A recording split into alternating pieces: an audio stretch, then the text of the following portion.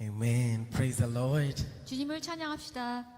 Now we're gonna do an African song. 저희가 지금 아프리카 찬양을 할 텐데요. That is very simple. 좀 간단한데요. It says that our God is a God of peace. 주님이 우리의 평강의 And 왕이시라는 so we 그런 praise Him because He's a 찬양입니다. God of peace. 주님의 평강을 우리가 찬양합니다. 축하합니다.